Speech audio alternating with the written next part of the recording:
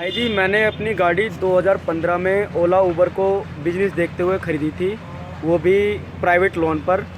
और उस टाइम पे इनका जो रेट था गाड़ियों का वो था 16 रुपये पर किलोमीटर। कस्टमर के लिए क्या रेट था क्या नहीं उस टाइम पे हमें पता नहीं इस चीज़ का, लेकिन आज की डेट में इन्होंने 6 रुपये पर किलोमीटर करके, जब से इन्होंने 6 रुपये पर किलोमीटर और शेयरिंग और पूल की जो बुकिंग बीच में लाए हैं ये, इससे हमारी गाड़ियों की जो वैल्यू वो तो घट गई है। प्लस में दूसरा ये है कि जो गाड़ियों की जो किस्त है वो घर से भरनी पड़ रही है। अच्छा। और जिसमें कि 6 महीने से मैं अपनी गाड़ी जो किस्त है वो घर से भर रहा हूँ। बिजनेस होता है महीने का हद मार के 8,000 रुपये का, और इससे ऊपर बिजनेस नहीं है। और इन्होंने एक दंड और हमारे ऊपर डाल दिया है, ड्राइवर डे नाइट ड्यूटी, जिसको इन्होंने कर रखा है शॉर्ट फॉर्म में DDDD। उसकी पेनल्टी होती है 250 रुपये। एक दिन में कम से कम 3 से 4 पेनल्टी लगनी है। और 3 से 4 पेनल्टी का जो टोटल बिल बैठता है वो बैठता है, पहली पेनल्टी है 250 रुपये, दूसरी है 500 रुपये और तीसरी है 750 रुपये। 3 पेनल्टी भी अगर लग गई तो 250 प्लस 500 हो गए 750, 750 प्लस 750 टोटल 1500 रुपये। अगर मैंने दिन में 1000 रुपये का बिजनेस किया है तो 500 रुपये तो अपनी जेब से भरने, क्योंकि 1500 रुपये पेनल्टी मेरे ऊपर लग चुकी है। 20% इनका कमीशन है, 5% इनका TDS है, 25% ये हो गया, लेकिन काटते ये 30% है टोटल।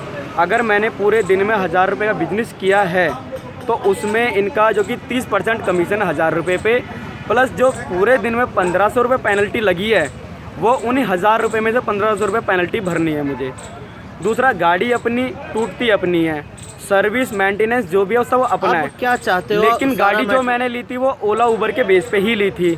दूसरा, ओला से जो TDS कटता है, अगर मैं साल का TDS निकालता हूँ, अगर मेरा साल का बिजनेस हुआ है मान लीजिए 6 लाख का, छोटी सी बात है, बिजनेस हुआ 6 लाख का, ओला वो बिजनेस दिखाएगा इनकम टैक्स में मेरा 2 लाख का, 2 लाख का ही मुझे TDS उसमें दिखाएगा मैंने जमा किया है।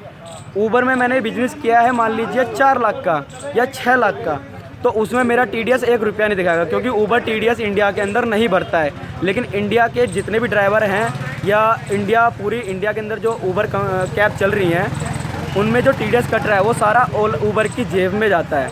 ऊबर किसी की जेब में नहीं डालता, वो सीधा दिखाता है हमारा कंट्री टू कंट्री चलता है ट्रांसफ़र, तो वो हमारा टैक्स पे होकर आता है पैसा। लेकिन इंडिया से जो पैसा उन पे जाता है वो टैक्स पे होता है या नहीं होता वो नहीं पता, सारा पैसा हमारी जेब से ही काटा जाता है। दूसरा, ओला की जो गाड़ियां हैं वो कभी हाई डिमांड नहीं होती। और इन्होंने एक रूल और पैदा कर दिया है कि हमारी जो अपनी गाड़ियां हैं, चाहे वो 6 महीने पुरानी, चाहे 2 महीने पुरानी, चाहे वो 1 साल पुरानी, हाई डिमांड कर देते हैं। मतलब कि जो पुरानी से पुरानी बुकिंग है, जो एक फ़ोन में ऐप खुली है दोबारा किसी फ़ोन में खुली नहीं है, वो बुकिंग आएगी हमारे पास।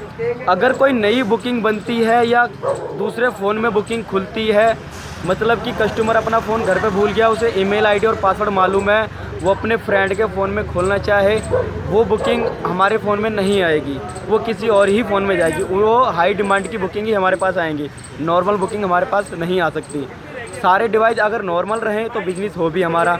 वो हमारा जो पर्सनल गाड़ी वाले हैं सबों का हाई डिमांड है, ओला की जो गाड़ियाँ हैं वो नॉर्मल हैं।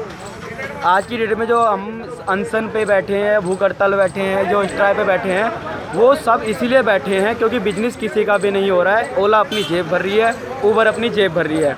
उनकी तरफ से ड्राइवर कल मरता हो वो अभी मर जाए, गाड़ियों में कल टूटती हो, कल फूटती हो, कल आग लगती हो, उनकी तरफ से आज ही लग जाए आग, उन्हें कोई फ़र्क नहीं पड़ता है। पिछले 3 दिन से भूखे बैठे हैं, प्यासे बैठे हैं हमारे भाई लोग, उन्होंने फिर भी उन पर कोई फ़र्क नहीं पड़ रहा है। दूसरी, ऊपर से वो दिल्ली पुलिस, यूपी पुलिस और हरियाणा पुलिस को पैसा खिलाकर, उनको पैसा खिलाकर ऊपर से कह रहे हैं कि वो हमारे सपोर्ट में है, ड्राइवर भाइयों को पिटवा रहे हैं आए दिन।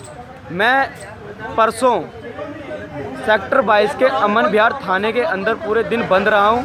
मेरे ड्राइवर भाइयों ने वहाँ पे स्ट्राइक करी है। वहाँ के SHO साहब इतने अच्छे थे, इतने सज्जन आदमी थे, उन्होंने हमारी प्रॉब्लम सुनी, हमारी प्रॉब्लम को माना कि हाँ ये सही जायज़ है। उन्होंने हमें बाकायदा बाइज्जत बाहर छोड़ने आए थे हमें, उन्होंने बोला था हमसे जो गलती हुई है वो हम मानते हैं, आप अपना धरना प्रदर्शन जो भी है जैसा है वो शांतिपूर्वक करो, ट्रैफिक जाम या कुछ भी मत करना, तोड़फोड़ मत करना। ये हमारा जो कि नहीं है ट्रैफिक जाम करना या रूलों को तोड़ना, ऐसा कुछ नहीं। हम सिर्फ अपना धरना प्रदर्शन शांतिपूर्वक कर रहे हैं। और बाकी हमारे जितने भी ड्राइवर भाई हैं वो भी साथ के साथ ही चल रहे हैं। ऐसा नहीं है कि कोई परेशान नहीं है या सब अलग अलग अपना कर रहे हैं।